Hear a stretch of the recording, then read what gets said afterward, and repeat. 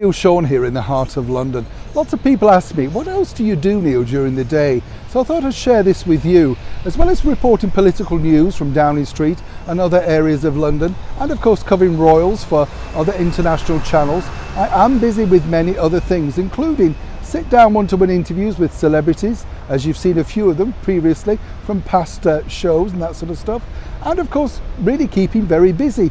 This week alone, I've met an international former footballer and now manager. And of course, he popped up on one of those big shows called I'm a Celebrity, Get Me Out of Here.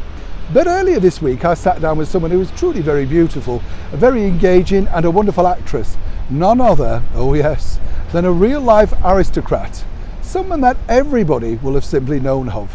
Oh, it's all coming up.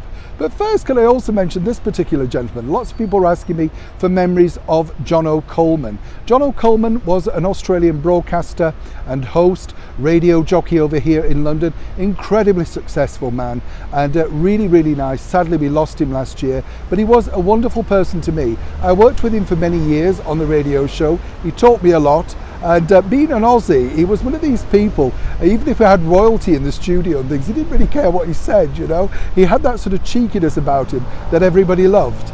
He absolutely adored his mum, Sylvie, and I've forgotten this, but a few years back now, he actually bought a house here in London, which was like a bit of a gothic mansion, and it used to belong to the singer, Lindsay DePaul.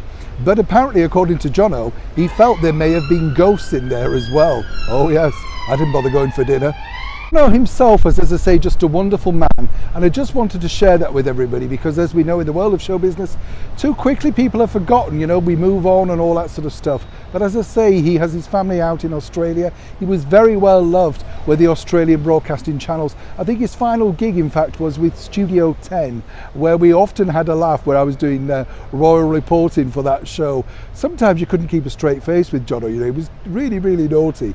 So for those that do remember him, you know, thank you so much, and do spare a thought for him in your prayers and things like that. And if you've never discovered Jono, do look for some of his antics on YouTube. He's met everybody, you know, from the early Kylies right through to all the prime ministers, everybody that mattered, he forced his way in. He was a force of nature.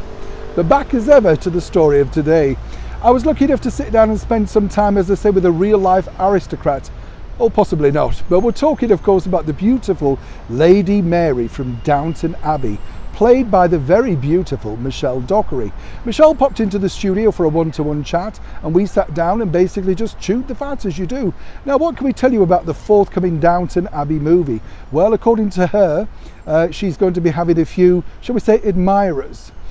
Yes. For her herself, she's currently riding high with a #1 show on Netflix called Anatomy, over here in the United Kingdom and over in the United States too. And there's a possible series 2 in which she plays a barrister, and she's very keen to replicate that role again. What about though returning to Downton full time? Well, she said she will never give up playing Lady Mary because it's a gift of a role.